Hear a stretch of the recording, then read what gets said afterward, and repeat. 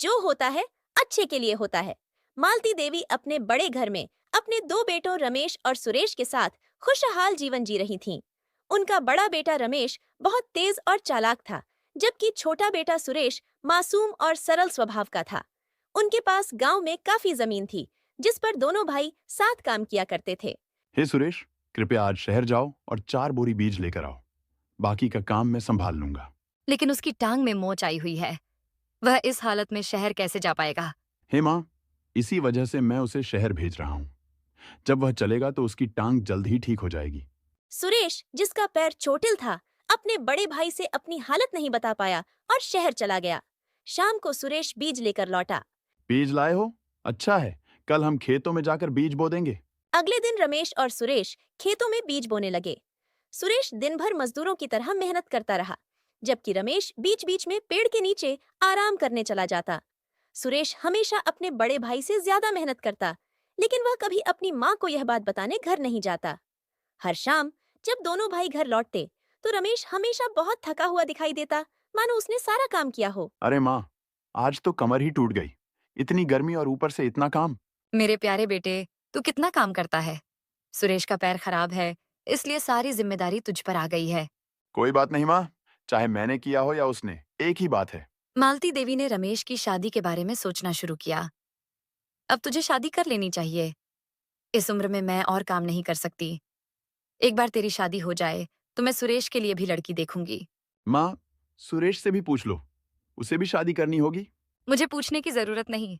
मैं जो भी करूंगी वो दोनों के लिए अच्छा ही होगा। कुछ दिनों बाद मालती देवी रमेश के लिए लड़की ढूंढने निकल गईं। लड़की बहुत गोरी और सुंदर थी। वाह, लड़की तो बिल्कुल क्रीम जैसी है। रमेश ने खुशी से कहा। हाँ बेटा, लेकिन एक शर्त है। मेरी 2 बेटियां हैं, नीलम और उसकी छोटी बहन शीतल। मैं चाहती हूँ कि दोनों की शादी एक साथ हो। रमेश ने हामी भर दी, लेकिन जब शीतल सामने आई तो रमेश और मालती देवी हैरान रह गए। शीतल का रंग कोयले जैसा काला था। बिना कुछ कहे मालती देवी वहां से चली आईं। एक सुंदर बहू के नाम पर मैं काली लड़की को बहू नहीं बना सकती। माँ, आप कुछ समझती नहीं है। क्या आपको पता है कि सुरेश का पैर ठीक नहीं हो रहा? अपने बेटे की कमियों पर भी ध्यान दीजिए। रमेश की चालाकी से मालती देवी मान गईं और दोनों बेटों की शादी नीलम और शीतल से कर दी गई। रमेश अपनी दूध सी गोरी पत्नी से बहुत खुश था और अपने कमरे में बैठकर सुरेश की किस्मत पर हंस रहा था। कुछ दिनों तक सब कुछ ठीक चलता रहा, लेकिन फिर दोनों बहनों के बीच झगड़े शुरू हो गए। एक तरफ रमेश हमेशा सुरेश को अपने काबू में रखता और नीलम अपनी बहन शीतल को। रमेश और नीलम इतनी चालाकी से सब कुछ करते थे कि सारे गलत काम का इल्जाम सुरेश और शीतल पर आ जाता। माँ, अब यह रोज रोज की लड़ाई बर्दाश्त नहीं होती। अब इन दोनों को अलग अलग रहना चाहिए। माँ, अब यह रोज रोज की लड़ाई बर्दाश्त नहीं होती। अब इन दोनों को अलग अलग रहना चाहिए। माँ, सुरेश का पैर ठीक नहीं है, इसीलिए उसे वो घर दे दो जो पहाड़ी पर है। खेत उसके पास होंगे और उसे ज्यादा चलना नहीं पड़ेगा। हम यहीं रहेंगे और यहाँ के खेतों की देखभाल करेंगे। आखिरकार वो मेरा भाई ही तो है। उसका भला देखना मेरा फर्ज है। मालती देवी ने पहाड़ी के ऊपर का जर्जर घर सुरेश को दे दिया। बेचारा सुरेश अपनी पत्नी के साथ चुपचाप उस टूटे फूटे घर में रहने चला गया। घर की हालत इतनी खराब थी कि ऐसा लगता था जैसे वहां सदी से कोई नहीं रहा हो। रमेश और नीलम अपनी योजना की सफलता पर बहुत खुश थे। देखो, हमने माँ को कितनी अच्छी तरह बेवकूफ बनाया। हमें खेत और अच्छा घर मिल गया, और सुरेश को वो पुराना टूटा हुआ घर। माँ को उनका साथ क्यों नहीं भेजा? घर जाता है तो अपनी सारी बचत भी साथ ले जाता हूँ। और वैसे ही सुरेश के साथ भी ऐसा ही होना चाहिए। वे मेरे लिए बहुत आभारी हैं। जो होता है अच्छे के लिए होता है। शीतल, तुम दिल छोटा मत करो। जो कुछ हुआ है शायद भविष्य में हमारे लिए अच्छा हो। कौन सा अच्छा? हम यहाँ पहाड़ी पर बैठे हैं और कुछ अच्छा नहीं हो रहा। भाई ने चालाकी से सब कुछ हथिया लिया, और तुम्हारी माँ को लगता है कि जो भी उसका बड़ा बेटा करता है वो सही है, और तुम हमेशा गलत हो। शीतल, तुम शांत रहो। मैं इस घर को अच्छा बना दूंगा और तुम यहाँ कोई परेशानी नहीं झेलोगी। दिल छोटा मत करो। अब दोनों भाइयों के पास अपने अपने घर और अपने अपने खेत थे। सुरेश अपने घर के पास के खेत में कड़ी मेहनत करता था और उसकी पत्नी शीतल भी उसका साथ देती थी।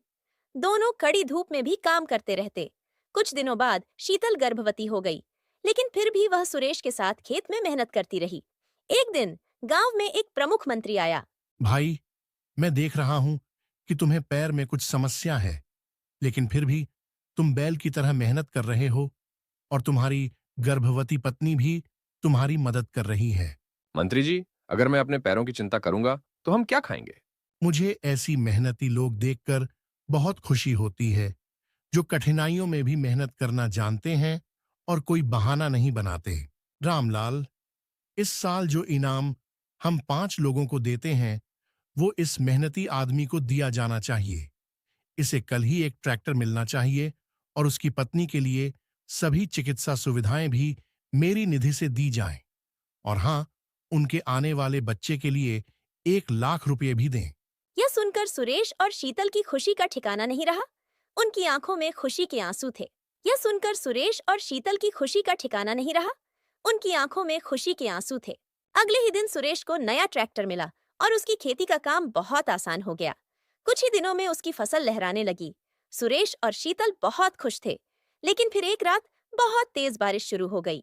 देखो शीतल, तूफान कितना जोर से आ रहा है। हे भगवान, हमारी फसल का क्या होगा?